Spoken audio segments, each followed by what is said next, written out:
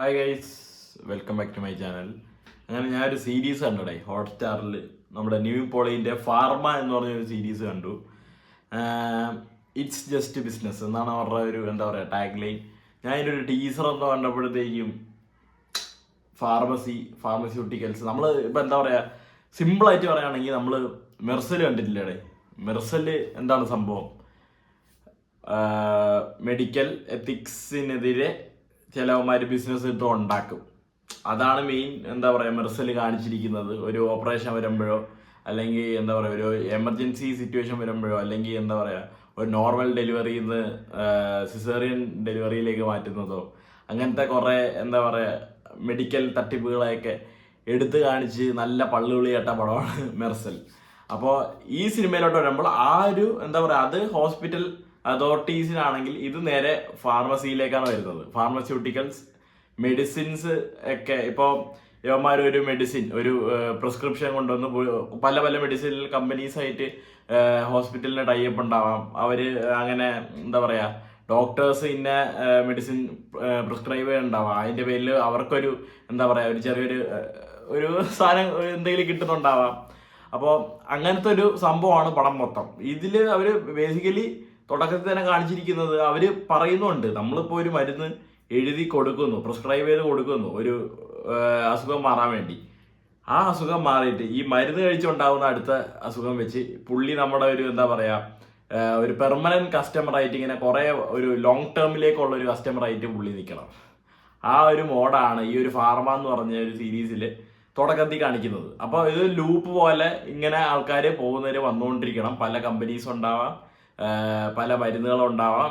ഇന്ന കമ്പനിക്ക് ഇന്ന ഒരു ബ്രാൻഡും കാര്യങ്ങളൊക്കെ ഉണ്ടെങ്കിൽ അതിന് ഇത്ര വില ഉണ്ടാവും, മറ്റേതിന് അത്ര വിലയായിരിക്കും, കുറവായിരിക്കും. അപ്പോൾ നമ്മൾ ജീവൻ്റെ കാര്യമാകുമ്പോൾ പൈസയും കാര്യങ്ങളൊന്നും നോക്കൂല. അപ്പോൾ അതാണ് സംഭവം.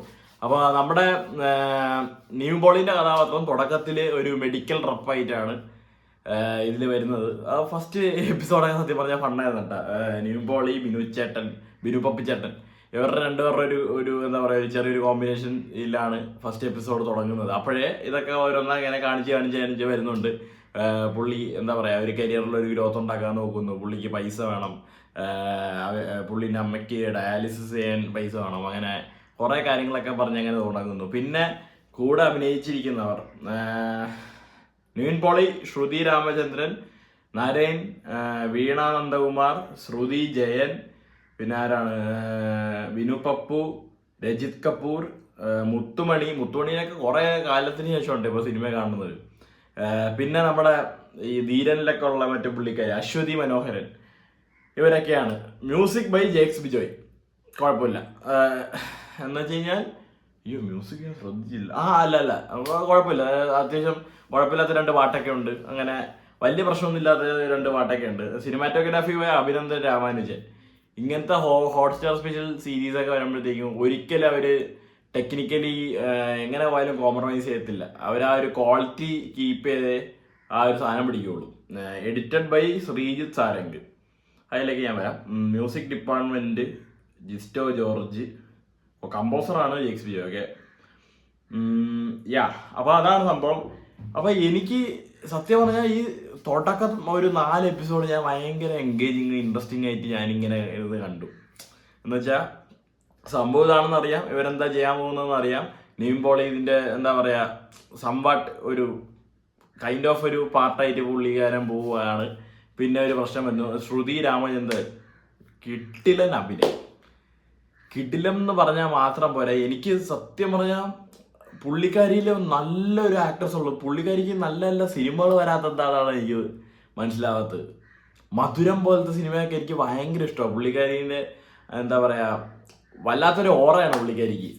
അപ്പോൾ ഇതിലെ ഒരു ഡോക്ടറുടെ കഥാപാത്രം, ഡോക്ടർ ജാനകിയായിട്ട് പുള്ളിക്കാരി ഗൈനക്കോളജിസ്റ്റാണ്. ആ ഒരു രീതിയിൽ പുള്ളിക്കാരി വരുന്നു. എന്നിട്ട് നമുക്ക് കാണുമ്പോൾ ഭയങ്കര ആ ഒരു നല്ലൊരു ക്യാരക്ടർ ആർക്ക് പിടിച്ച് അത് കൊടുത്തിരിക്കുന്ന രീതിയായാലും പുള്ളിക്കാരി അത് ഉൾക്കൊണ്ട് ചെയ്തിരിക്കുന്ന രീതിയാണെങ്കിലും എനിക്ക് ഭയങ്കര ഇഷ്ടപ്പെട്ടത്.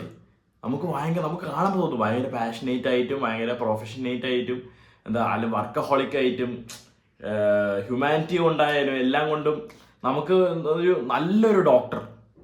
നമ്മൾ ചിലയിടത്തൊക്കെ നല്ല എന്താ പറയുക, നല്ല നമുക്ക് വല്ല അസുഖമായിട്ടൊക്കെ നമ്മൾ പോയി കഴിഞ്ഞാൽ തന്നെ ആ ഡോക്ടറിൻ്റെ സംസാരവും ആ ഒരു ഹോസ്പിറ്റാലിറ്റി മാനേജ്മെൻ്റ് ഒക്കെ കാണുമ്പോൾ തന്നെ നമുക്ക് ആ പകുതി അസുഖം മാറും.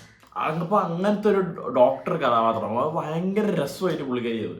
ചെറിയൊരു റോളിൽ നരയും പുള്ളി വന്നു, പുള്ളി ചെയ്യേണ്ടത് ചെയ്തു. ബിനു പപ്പു ചേട്ടൻ്റെ തുടക്കത്തിലെ കുറച്ച് കാര്യങ്ങൾ അടിപൊളിയായിരുന്നു. ഒരു എന്താ പറയുക, കുറച്ച് അധികം സമയം കഴിഞ്ഞിട്ട് പിന്നെ പുള്ളി ഒരിക്കൽ കൂടി വരുന്നുണ്ട്. അപ്പോൾ പുള്ളീൻ്റെ ഒരു ചെറിയ സീനുണ്ട്, അത് അടിപൊളിയായിരുന്നു.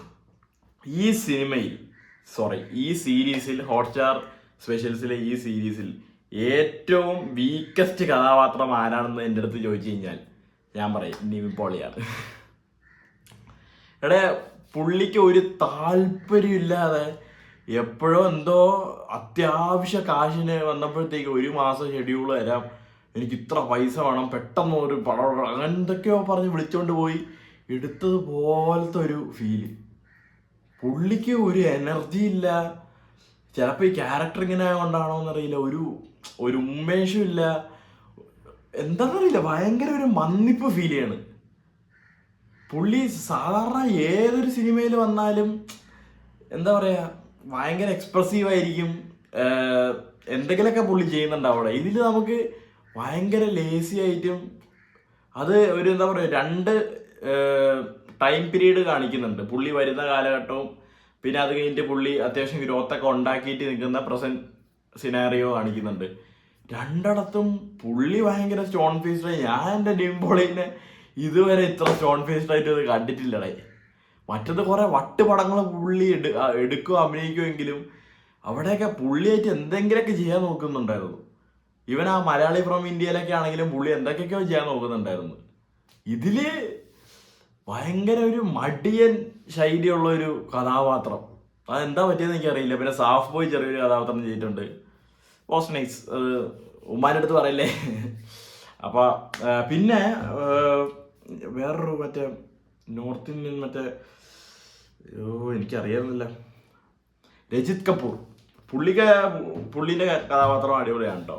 പുള്ളിക്കാരനെ ഒരു ഓർഗനൈസേഷൻ കൊണ്ട് ഇങ്ങനെ ലീഡ് ചെയ്യാണ്. എന്തായിരുന്നു എൻ്റെ പേരെന്തായിരുന്നു പറയും, ഒരു ഓർഗനൈസേഷൻ ലീഡ് ചെയ്യാണ്. എന്ന് വെച്ച് കഴിഞ്ഞാൽ ഇങ്ങനത്തെ ഫാർമസീൻ്റെ ഒക്കെ ഈ ഒരു എത്തിക്സിന് ചേരാത്ത പരിപാടികൾക്ക് എതിരായിട്ട് ഒരു ഓർഗനൈസേഷൻ ഫോം ചെയ്ത് എന്താ പറയുക, എല്ലാവരെയും സഹായിക്കാൻ എന്നുള്ള രീതിയിൽ പരിപാടിയൊക്കെ ചെയ്യുന്ന ഒരു സീനിയർ ഡോക്ടറായിട്ടാണ് പുള്ളി ഈ സീരീസിൽ ചെയ്തിരിക്കുന്നത്. അപ്പോൾ ഞാൻ പറയട്ടെ, ആദ്യത്തെ 4 എപ്പിസോഡ് ഭയങ്കര ഇൻട്രസ്റ്റിങ്ങും എൻഗേജിങ് ഒക്കെ ആയിരുന്നു. പിന്നെ ഈ സീരീസിലൊരു നല്ലൊരു കഥാപാത്രത്തിൻ്റെ ആവശ്യം കഴിഞ്ഞു. ആ കഥാപാത്രത്തിൻ്റെ സീൻസൊക്കെ കഴിഞ്ഞ് പോയതിന് ശേഷം സാധനം കുറച്ച് ഡൗൺ ആയി. അവസാനമൊക്കെ കൊള്ളാം. അവസാനമൊക്കെ എന്താ പറയുക, ഈ ഒരു സംഭവം കലങ്ങി തെളിയുമല്ലോ. അവിടെ യൂഷ്വൽ കഥയാണ്, അവസാനമാകുമ്പോൾ എല്ലാം കലങ്ങി തെളിയും. അപ്പം ആ ഒരു തെളിച്ചിലൊക്കെ ഉണ്ടെങ്കിൽ പോലും ഒരു സാറ്റിസ്ഫാക്ടറി മൊമെന്റ് എന്ന് പറയാനായിട്ടില്ല. ഇത് സംഭവം നമുക്ക് ടിപ്പിക്കൽ സാധനമാണ്, പണ്ടോട്ടേ കാണുന്നതാണ്. അപ്പോൾ ഭയങ്കര ഡ്രൈ ആയിട്ടുള്ള ഒരു സാധനത്തിനെ എന്താ പറയുക, കുറച്ചെങ്കിലും എൻഗേജിങ് ആയിട്ട് നമുക്ക് ഇരുത്താനുള്ള ഒരു സ്ക്രീൻ പ്ലേ ഇല്ലെങ്കിൽ, ബാക്കിയെല്ലാം ടെക്നിക്കലി എല്ലാം അടിപൊളി തന്നെയാണ്. പക്ഷേ സ്ക്രീൻ പ്ലേ വൈസ് നോക്കുമ്പോൾ ആദ്യത്തെ 4 എപ്പിസോഡ് കഴിഞ്ഞ് പിന്നെ 5, 6 എത്തുമ്പോഴത്തേക്കും നമുക്ക് കുറച്ചൊരു വലിച്ചിൽ ഫീൽ ചെയ്യും. 7, 8 അവസാനമൊക്കെ ആകുമ്പോഴത്തേക്കും അത് മതിയാവും. 8 എപ്പിസോഡാണ് മൊത്തം ഉള്ളത്. ഒരു എപ്പിസോഡ് 1/2 മണിക്കൂറും നിലവിച്ചുണ്ടെന്ന് തോന്നുന്നു. പക്ഷെ ഒറ്റ സ്വച്ചിൽ ഞാൻ കണ്ടു തീർത്തട്ടോ. അത് അല്ലാതെ ഉറക്കം വരികയോ ഒന്നും ചെയ്തില്ല. എനിക്ക് ആ ഒരു 4-5 എപ്പിസോഡൊക്കെ കഴിഞ്ഞപ്പോൾ ഒരു ഓവർ സ്ട്രെച്ചിങ് ഭയങ്കരമായിട്ട് ഫീൽ ചെയ്തു. അത്ര എനിക്ക് പറയാനുള്ളൂ. പിന്നെന്താ, സോ ദാറ്റ്സ് ഓൾ. ഒരു ഭയങ്കരമായിട്ടുള്ളതായിട്ട് ഒരു ഡീസൻറ്റ് വാച്ച്, ഒരു 1 ടൈം വാച്ച്. ശ്രുതി രാമചന്ദ്രൻ്റെ കഥാപാത്രം അടിപൊളി. നീയും പൊളി. എന്തിനാണ് പുള്ളി ചെയ്യണം എന്ന് പോലും ഉണ്ടായിരുന്നില്ല. പുള്ളിയല്ല വേറെ ആര് ചെയ്താലും ഒന്നും സംഭവിക്കാൻ പോകണം. ആര് ചെയ്താലും ഒന്നും സംഭവിക്കാൻ പോകാത്ത രീതിയിലുള്ള ഒരു കഥാപാത്രമായിരുന്നു. So that's all with Pharma. എല്ലാവരും കണ്ടോക്കണേ, ഹോട്ട്സ്റ്റാർ ആണ്. പിന്നെ വേറെയും സോഴ്സൊക്കെ ഉണ്ടാവില്ല കിട്ടാനായിട്ട്. അപ്പോൾ ഫ്രീ ആണെങ്കിൽ ഇത് കണ്ടു നോക്കുക. 8 എപ്പിസോഡ്. Bye bye.